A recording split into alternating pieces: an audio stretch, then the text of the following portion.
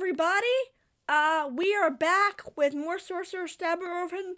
Before we continue, I want to make a correction. The sword that Lottie stole from Cleo is not Freak Diamond. It is the sword that was made personally for Cleo. Cleo, that's her sword, which Lottie stole. That'll become relevant in a minute, actually. But before we get to that, Ryan takes Cleo hostage.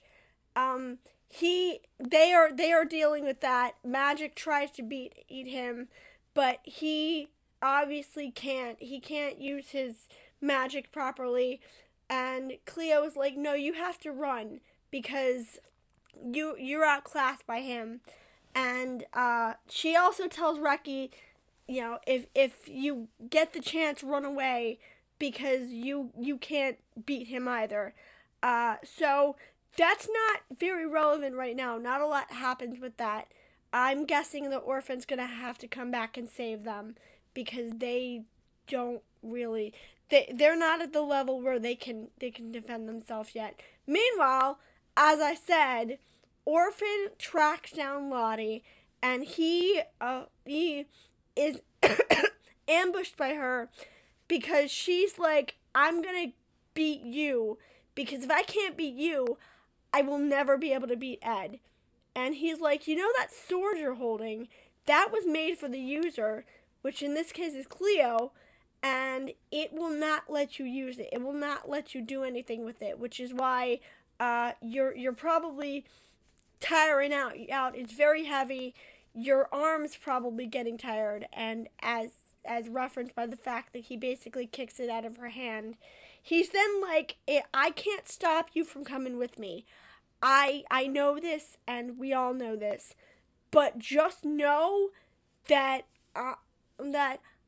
my priority is stopping Ed. If something happened to you, something happened to you, so you can come with me, but I'm not necessarily going to protect you." And honestly, I think that's a good compromise because every person in this universe is stupid, and Orphen constantly finds himself having to babysit people, and I feel bad that he's stuck with all these people who are basically don't know what they're doing. So it makes sense that he's like, "I'm not going to babysit you. You can follow me, but I'm not going to you have to fend for yourself." And that was where we're at. He's probably, like I said, going to have to go back and get Cleo and Magic first because they also can't defend themselves. At least Magic managed to get off a spell.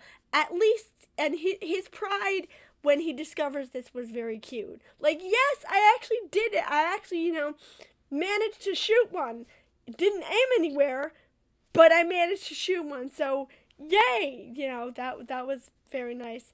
I do wish the show actually gave Cleo something to do, because we almost had a thing where she had to contend with the fact that Reki was going to abandon her, but no, that doesn't happen. And I'm not saying she's entirely useless, but she's mostly a damsel in distress, and it does get kind of irritating, especially when there's a bunch of other characters who are competent, and you think she'd get tired of not being able to defend herself. I'm surprised the show hasn't done anything with that yet, but we are on our way to find Ed. So that's at least the show has a purpose now. At least I understand what's going on. I understand what happened with Freak Diamond. I understand, and about why Orphen wants to stop him. I don't even think Orphen wants to stop him. I just think Orphen wants to talk to him and be like, "Hey, what's going on?" So there's that. And tomorrow's episode 8. I still haven't picked a show for next month, but we will get to that when we get to that.